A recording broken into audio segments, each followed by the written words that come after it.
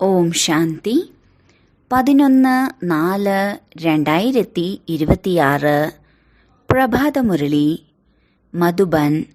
ഈശ്വരീയ മഹാവാക്യം. അന്തർമുഖരായ കുട്ടികളെ, ജ്ഞാനസ്വരൂപ അവസ്ഥയിലിരുന്ന് ഈ മഹാവാക്യങ്ങൾ ധാരണ ചെയ്യൂ.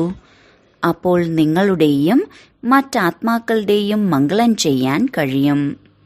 ബ്രാക്കറ്റിൽ ദാദിമാരുടെ ഡയറിയിൽ നിന്ന്. പുരുഷാർത്ഥികളായ ഓരോ കുട്ടികളും ആദ്യം അന്തർമുഖ അവസ്ഥ ധാരണ ചെയ്യണം. അന്തർമുഖതയിൽ വളരെ മംഗളം അടങ്ങിയിട്ടുണ്ട്. ഈ അവസ്ഥയിലൂടെ മാത്രമേ അചഞ്ചലം, സ്ഥിരത, ക്ഷമ, നിർമ്മാണചിത്തത തുടങ്ങിയ ദൈവിക ഗുണങ്ങളെ ധാരണ ചെയ്യാൻ കഴിയുകയും സമ്പൂർണ്ണ ജ്ഞാനമയ അവസ്ഥ പ്രാപ്തമാക്കാനും കഴിയൂ. അന്തർമുഖി ആകാതിരിക്കുന്നതിനാൽ സമ്പൂർണ്ണ ജ്ഞാനസ്വരൂപ അവസ്ഥ പ്രാപ്തമാകുന്നില്ല. കാരണം ഏതൊക്കെ മഹാവാക്യങ്ങളാണോ സന്മുഖത്ത് കേൾക്കുന്നത് അവയെ ആഴത്തിൽ മനസ്സിലാക്കുന്നില്ല. ആ മഹാവാക്യങ്ങൾ കേട്ടിട്ട് ആവർത്തിക്കുക മാത്രം ചെയ്യുന്നു. അപ്പോൾ ആ മഹാവാക്യങ്ങൾ വാക്യങ്ങളായി പോകുന്നു. ജ്ഞാനസ്വരൂപ അവസ്ഥയിലിരുന്നല്ല മഹാവാക്യങ്ങൾ കേൾക്കുന്നതെങ്കിൽ ആ മഹാവാക്യങ്ങളിൽ മായയുടെ നിഴൽ പതിക്കുന്നു. ഇപ്പോൾ മായയുടെ അങ്ങനെയുള്ള വൈബ്രേഷൻ നിറഞ്ഞ മഹാവാക്യങ്ങൾ കേട്ടിട്ട് ആവർത്തിക്കുന്നതിലൂടെ നിങ്ങളുടെയും മറ്റുള്ളവരുടെയും മംഗളം ഉണ്ടാകുന്നതിനു പകരം അമംഗളം ഉണ്ടാകുന്നു. അതിനാൽ ഹേ കുട്ടികളെ, പൂർണ്ണമായും അന്തർമുഖികളാകുക. നിങ്ങളുടെ മനസ്സ് ക്ഷേത്രത്തിന് സമാനമാണ്. ക്ഷേത്രത്തിൽ നിന്ന് സദാ സുഗന്ധം വരുന്നതുപോലെ മനസ്സാകുന്ന ക്ഷേത്രം പവിത്രമാകുമ്പോൾ പവിത്രമായ സങ്കല്പങ്ങൾ ഉണ്ടാകുന്നു. ക്ഷേത്രങ്ങളിൽ പവിത്രമായ ദേവതകളുടെ ചിത്രങ്ങളാണ് വയ്ക്കുന്നത്, അസുരന്മാരുടേതല്ല. അതുപോലെ കുട്ടികളായ നിങ്ങളും നിങ്ങളുടെ മനസ്സാകുന്ന ക്ഷേത്രം സർവ ഈശ്വരീയ ഗുണങ്ങളുടെ മൂർത്തികൾ കൊണ്ട് അലങ്കരിക്കണം. ആ ഈശ്വരീയ ഗുണങ്ങളാണ് നിർമോഹം, നിർലോഭം, നിർഭയം, ക്ഷമ, നിരഹങ്കാരം തുടങ്ങിയവ. കാരണം ഇവയെല്ലാം നിങ്ങളുടെ ദിവ്യ ലക്ഷണങ്ങളാണ്. കുട്ടികളായ നിങ്ങൾ നിങ്ങളുടെ മനസ്സിന്റെ ക്ഷേത്രത്തെ പ്രകാശം നിറഞ്ഞത് ആക്കണം. അർത്ഥം പൂർണ്ണമായും ശുദ്ധമാക്കണം. മനസ്സാകുന്ന ക്ഷേത്രം പ്രകാശിക്കുമ്പോൾ മാത്രമേ നിങ്ങളുടെ ശോഭനമായ പ്രിയപ്പെട്ട വൈകുണ്ഠ ദേശത്തേക്ക് പോകാൻ കഴിയൂ. ഇപ്പോൾ മനസ്സിനെ ഉജ്ജ്വലമാക്കാനുള്ള പ്രയത്നം ചെയ്യുകയും മനസ്സിനെയും വികാരി കർമ്മേന്ദ്രിയങ്ങളെയും നിയന്ത്രിക്കണം. നിങ്ങൾക്ക് വേണ്ടി മാത്രമല്ല, മറ്റുള്ളവർക്ക് വേണ്ടിയും ഈ ദിവ്യ സേവനം ചെയ്യണം. വാസ്തവത്തിൽ സേവനത്തിന്റെ അർത്ഥം സൂക്ഷ്മവും മികച്ചതുമാണ്. ഒരാളുടെ തെറ്റിനെ പറഞ്ഞു കൊടുക്കുന്നത് മാത്രമല്ല സേവനം. അവർക്ക് സൂക്ഷ്മ രീതിയിൽ നിങ്ങളുടെ യോഗശക്തി നൽകണം. അവരുടെ അശുദ്ധ സങ്കല്പങ്ങളെ ഭസ്മമാക്കണം. ഇതാണ് ഏറ്റവും ഉയർന്നതും സത്യവുമായ സേവനം. ഒപ്പം സ്വയം നിങ്ങളെ ശ്രദ്ധിക്കുകയും വേണം. വാക്കിലോ കർമ്മത്തിലോ അല്ല, മനസ്സിലെങ്കിലും ഏതെങ്കിലും അശുദ്ധ സങ്കല്പം ഉണ്ടായാൽ അതിൻ്റെ വൈബ്രേഷൻ മറ്റുള്ളവരിലേക്ക് എത്തി സൂക്ഷ്മമായി അമംഗളം ചെയ്യുന്നു. അതിൻ്റെ ഭാരം നിങ്ങൾക്ക് മേൽ വരുന്നു. ആ ഭാരം ബന്ധനമാകുന്നു. അതിനാൽ കുട്ടികളെ, നിങ്ങൾ ജാഗ്രതയോടെ ഇരിക്കൂ. മറ്റുള്ളവർക്ക് അതേ ദിവ്യ സേവനം ചെയ്യൂ. ഇതാണ് സേവാധാരികളായ കുട്ടികളുടെ അലൗകിക കർത്തവ്യം. അത്തരം സേവനം ചെയ്യുന്നവർ സ്വയത്തിനായി ഒരു സേവനവും സ്വീകരിക്കേണ്ടതില്ല. മനഃപൂർവമല്ലാതെ ഏതെങ്കിലും തെറ്റുണ്ടായാലും നിങ്ങളുടെ ബുദ്ധിബലത്തിലൂടെ സദാകാലത്തേക്ക് തിരുത്തണം. അങ്ങനെയുള്ള തീവ്ര പുരുഷാർത്ഥികൾ ചെറിയ സൂചന കിട്ടുമ്പോൾ പെട്ടെന്ന് തന്നെ തിരിച്ചറിഞ്ഞ് പരിവർത്തനപ്പെടുത്തുന്നു. ഭാവിയിൽ നല്ല ശ്രദ്ധയോടെ പോകുന്നു. ഇതാണ് വിശാല ബുദ്ധിയുള്ള കുട്ടികളുടെ കർത്തവ്യം. ഹേ എന്റെ പ്രാണനായവരെ, പരമാത്മാവിലൂടെ രചിച്ചിട്ടുള്ള ഈ അവിനാശിയായ ജ്ഞാനയജ്ഞത്തിൽ ശരീരവും മനസ്സും ധനവും സമ്പൂർണ്ണ രീതിയിലൂടെ സ്വാഹ ചെയ്യുന്നതിൻ്റെ രഹസ്യം വളരെ സൂക്ഷ്മമാണ്. ഞാൻ ശരീരവും മനസ്സും ധനവും യജ്ഞത്തിൽ സ്വാഹ ചെയ്തു എന്ന് നിങ്ങൾ പറയുന്ന നിമിഷം സ്വാഹ അർത്ഥം അർപ്പണമായി, മരിച്ചു കഴിഞ്ഞു. ആ നിമിഷം മുതൽ നിങ്ങളുടേതായി ഒന്നുമില്ല. അതിൽ ആദ്യം ശരീരവും മനസ്സും ധനവും സമ്പൂർണ്ണ രീതിയിലൂടെ സേവനത്തിൽ ഉപയോഗിക്കണം. സർവ്വതും യജ്ഞത്തിനും പരമാത്മാവിന് വേണ്ടിയും ആകുമ്പോൾ നിങ്ങളുടേതായി ഒന്നും അവശേഷിക്കുന്നില്ല. ധനവും വ്യർത്ഥമായി കളയാൻ കഴിയില്ല. മനസ്സ് അശുദ്ധ സങ്കല്പ വികൽപ്പങ്ങളിലേക്ക് ഓടാൻ കഴിയില്ല. കാരണം പരമാത്മാവിന് സമർപ്പിച്ചു കഴിഞ്ഞതാണ്. പരമാത്മാവ് ശുദ്ധ ശാന്ത സ്വരൂപനാണ്. അത് കാരണം അശുദ്ധ സങ്കല്പങ്ങൾ സ്വാഭാവികമായി ശാന്തമാകുന്നു. മായയുടെ കൈകളിൽ ഏൽപ്പിച്ചാൽ മായയ്ക്ക് വൈവിധ്യ രൂപങ്ങൾ ഉള്ളതിനാൽ പലതരം താൽപ്പര്യമുണ്ടാക്കി മനസ്സാകുന്ന കുതിരപ്പുറത്ത് സവാരി ചെയ്യുന്നു. ഏതെങ്കിലും ഇപ്പോഴും സങ്കല്പങ്ങളും താൽപ്പര്യങ്ങളും വരുന്നുണ്ടെങ്കിൽ മനസ്സിലാക്കണം, ഇപ്പോൾ മനസ്സ് പൂർണ്ണമായി സ്വാഹ ആയിട്ടില്ല എന്ന്. അതായത് ഈശ്വരീയ മനസ്സ് ആയിട്ടില്ല. അതിനാൽ ഹേ സർവത്യാഗികളായ കുട്ടികളെ, ഈ ആഴമേറിയ രഹസ്യങ്ങൾ മനസ്സിലാക്കി കർമ്മം ചെയ്തുകൊണ്ടും സാക്ഷിയായി സ്വയത്തെ നിരീക്ഷിച്ച് വളരെ ജാഗ്രതയോടെ മുന്നോട്ടു പോകണം. നിങ്ങൾ ഓരോരുത്തരുടെയും യഥാർത്ഥ സത്യമായ സ്നേഹം ഏതാണ് എന്ന് ഗോപി വല്ലഭൻ തൻ്റെ ഗോപികമാർക്ക് മനസ്സിലാക്കി തരുന്നു. നിങ്ങൾ പരസ്പരം സ്നേഹത്തോടെയുള്ള ജാഗ്രതപ്പെടുത്തൽ സ്വീകരിക്കണം. കാരണം എത്ര പ്രിയപ്പെട്ട പുഷ്പമാണോ അത്രയും മികച്ച പരിചരണം. പുഷ്പം അമൂല്യമാക്കാൻ തോട്ടക്കാരന് മുള്ളുകൾ നീക്കം ചെയ്യണം. അതുപോലെ ആരെങ്കിലും നിങ്ങൾക്ക് പരിചരണം നൽകുമ്പോൾ അവർ എൻ്റെ പരിചരണം ചെയ്ത്, അതായത് എൻ്റെ സേവനം ചെയ്തു, ആ സേവനത്തിന് അല്ലെങ്കിൽ പരിചരണത്തിന് ബഹുമാനം നൽകണം. ഇതാണ് സമ്പൂർണമാകുന്നതിനുള്ള യുക്തി. ഇതാണ് ജ്ഞാനത്തോടു കൂടിയ സത്യമായ ആന്തരിക സ്നേഹം.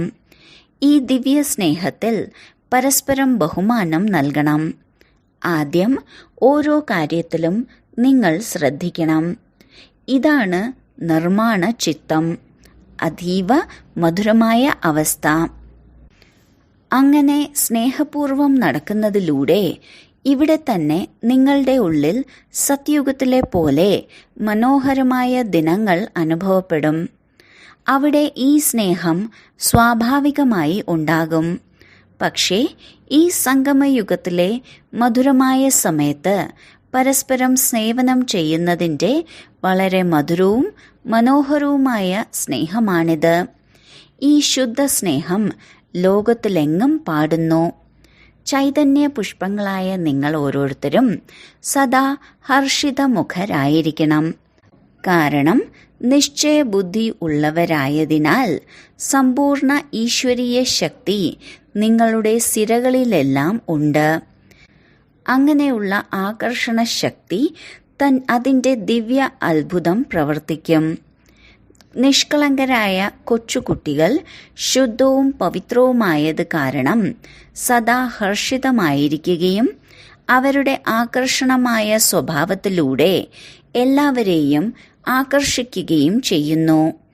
അതുപോലെ നിങ്ങൾ ഓരോരുത്തരുടെയും മനോഹരമായ ഈശ്വരീയ ജീവിതമായിരിക്കണം. ഇതിനാൽ നിങ്ങൾ ഏത് യുക്തിയിലൂടെയും നിങ്ങളുടെ ആസുരീയ സ്വഭാവങ്ങൾക്ക് മേൽ വിജയം പ്രാപ്തമാക്കണം. ക്രോധമാകുന്ന വികാരത്തിന് വശപ്പെട്ട് ആരെങ്കിലും മുന്നിൽ വന്നാൽ ജ്ഞാനസ്വരൂപമായി കുട്ടികളെപ്പോലെ മധുരമായി പുഞ്ചിരിച്ചുകൊണ്ടിരിക്കുകയാണെങ്കിൽ അവർ സ്വയം ശാന്തമാകും. അതായത് വിസ്മൃതി സ്വരൂപത്തിൽ നിന്നും സ്മൃതിയിലേക്ക് വരും. അവർ അറിയാതെ തന്നെ സൂക്ഷ്മരീതിയിലൂടെ അവർക്ക് മേൽ വിജയം പ്രാപ്തമാക്കി അധികാരിയാകണം. ഇതാണ് യജമാനനും ബാലകനുമാകുന്നതിൻ്റെ പരമോന്നത മുകുടോദാഹരണമാകുന്ന രീതി. ഈശ്വരൻ സമ്പൂർണ്ണ ജ്ഞാനസ്വരൂപമായിരിക്കുന്നതുപോലെ സമ്പൂർണ്ണ സ്നേഹസ്വരൂപവുമാണ്. ഈശ്വരനിൽ 2 ഗുണങ്ങളുമുണ്ട്. ആദ്യത്തെ ജ്ഞാനം, രണ്ടാമത്തെ സ്നേഹം. ആദ്യം ജ്ഞാനസ്വരൂപമാകാതെ ഒരാൾ സ്നേഹസ്വരൂപമാകുകയാണെങ്കിൽ ആ സ്നേഹം അശുദ്ധ കണക്കിലേക്ക് കൊണ്ടുപോകും. അതുകൊണ്ട് സ്നേഹത്തെ ലയിപ്പിച്ചുകൊണ്ട് ആദ്യം ജ്ഞാനസ്വരൂപമായി മായയെ കീഴടക്കുക. തുടർന്ന് സ്നേഹസ്വരൂപമാകണം. ജ്ഞാനമില്ലാതെ സ്നേഹത്തിലേക്ക് വന്നാൽ അവിടെ ശ്രദ്ധ മാറിപ്പോകും. ജ്ഞാനസ്വരൂപമാകാതെ ചിലർ ധ്യാനത്തിലേക്ക് പോകുമ്പോൾ പലപ്പോഴും മായയിൽ കുടുങ്ങിപ്പോകുന്നു. അതുകൊണ്ടാണ് ബാബ പറയുന്നത്, കുട്ടികളെ, ഈ ധ്യാനം ഒരു നൂൽ ശൃംഖലയാണ്. എന്നാൽ ജ്ഞാനസ്വരൂപമായി ധ്യാനത്തിലേക്ക് പോകുമ്പോൾ വളരെ സന്തോഷം അനുഭവപ്പെടുന്നു. ആദ്യം ജ്ഞാനം, പിന്നെ ധ്യാനം. ധ്യാനത്തിലിരിക്കുന്ന അവസ്ഥയേക്കാൾ ജ്ഞാനത്തിൻ്റെ അവസ്ഥ മികച്ചതാണ്. അതുകൊണ്ട് കുട്ടികൾ ആദ്യം ജ്ഞാനസ്വരൂപമായി പിന്നെ സ്നേഹം ഇമർജാക്കണം. ജ്ഞാനമില്ലാത്ത സ്നേഹം ഈ പുരുഷാർത്ഥി ജീവിതത്തിൽ വിഘ്നമുണ്ടാക്കുന്നു.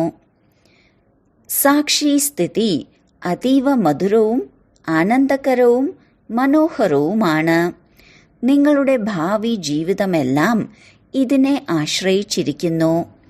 ഏതുപോലെ ആർക്കെങ്കിലും ഒരു ശാരീരികമായ ബുദ്ധിമുട്ടുണ്ട്, ആ സമയത്ത് സുഖസ്വരൂപ അവസ്ഥയിൽ സ്ഥിതി ചെയ്താണ് അത് അനുഭവിക്കുന്നതെങ്കിൽ കഴിഞ്ഞ കർമ്മങ്ങൾ സമാപ്തമാക്കുകയും ഒപ്പം ഭാവിയിലേക്ക് സുഖത്തിൻ്റെ കണക്ക് ഉണ്ടാക്കുകയും ചെയ്യുന്നു.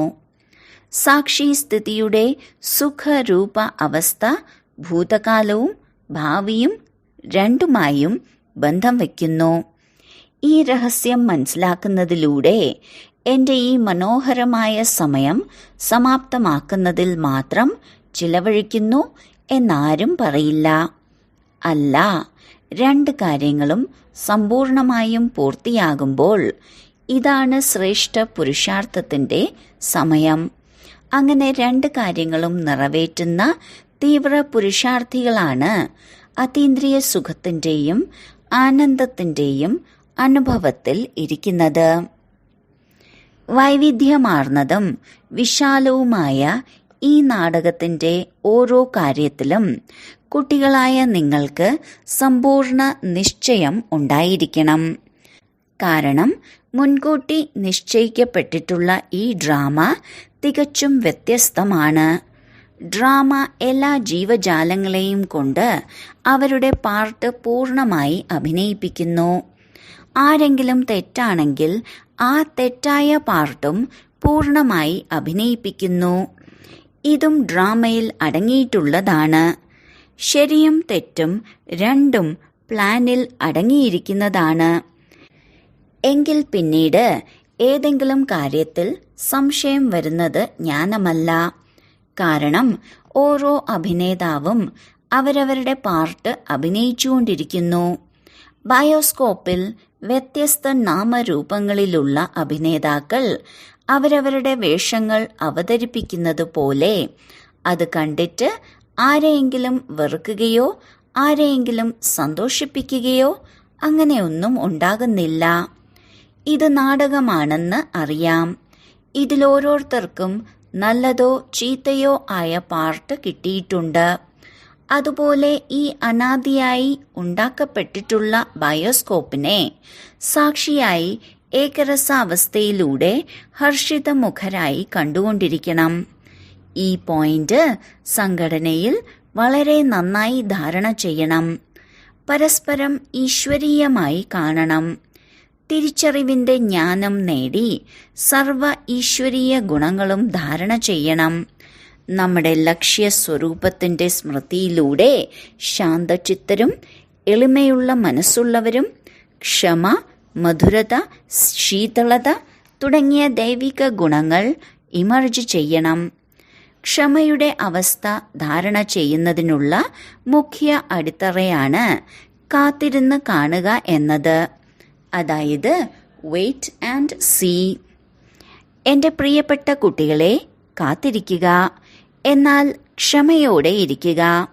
സീ എന്നാൽ കാണുക. നിങ്ങളുടെ ഹൃദയത്തിനുള്ളിൽ ക്ഷമയുടെ ഗുണം ധാരണ ചെയ്തിട്ട് പിന്നീട് പുറമെ വിശാലമായ നാടകത്തെ സാക്ഷിയായി കാണണം.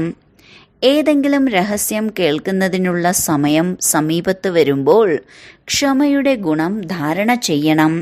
സമയമാകുമ്പോൾ ആ ക്ഷമയുടെ ഗുണത്തിലൂടെ രഹസ്യം കേൾക്കുമ്പോൾ അശ്രദ്ധമാകില്ല.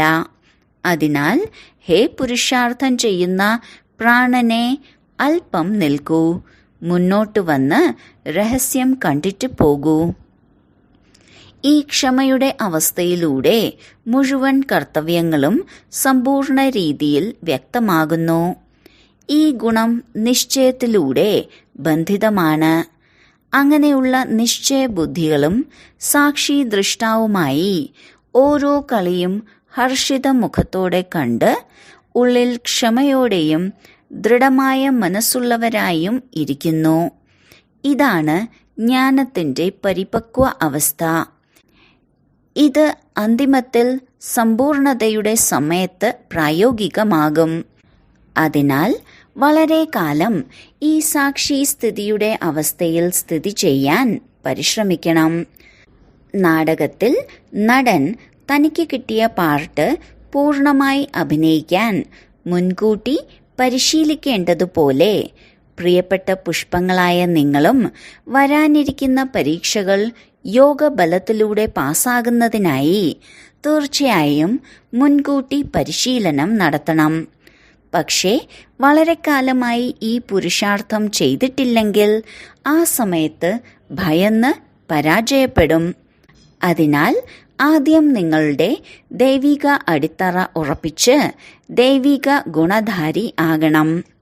ജ്ഞാനസ്വരൂപ സ്ഥിതിയിൽ സ്ഥിതി ചെയ്യുന്നതിലൂടെ സ്വതവേ ശാന്തസ്വരൂപ അവസ്ഥ ഉണ്ടാകുന്നു.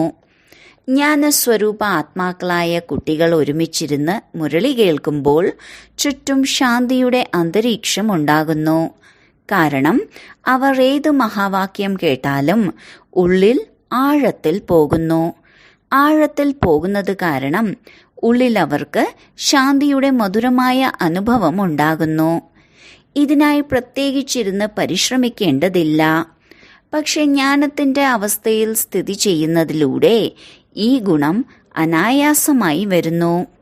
കുട്ടികളായ നിങ്ങൾ അതിരാവിലെ ഉണർന്ന് ഏകാന്തതയിലിരിക്കുമ്പോൾ ശുദ്ധ ചിന്തകളുടെ തരംഗങ്ങൾ ഉയരുന്നു.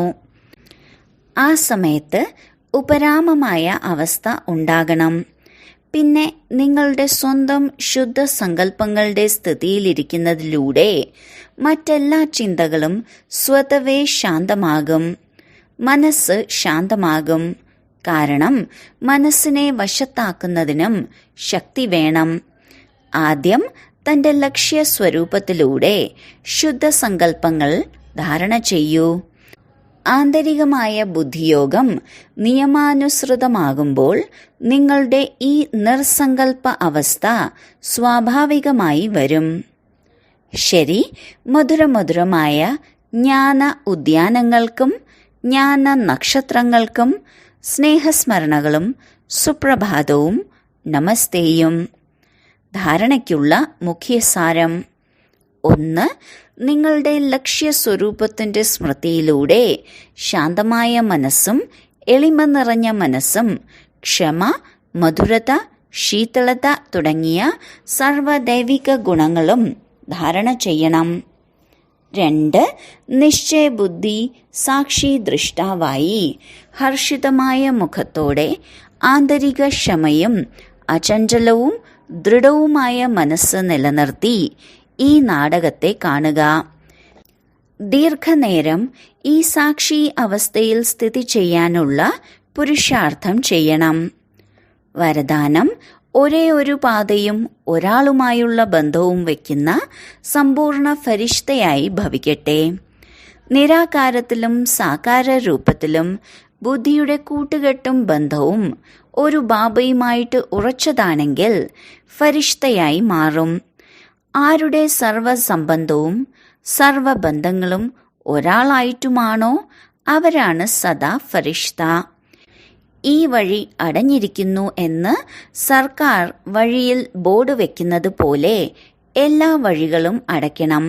അപ്പോൾ ബുദ്ധിയുടെ അലച്ചിൽ സമാപ്തമാകും. ബാബ്ദാദയുടെ ആജ്ഞയാണ് ആദ്യം എല്ലാ വഴികളും അടയ്ക്കണം.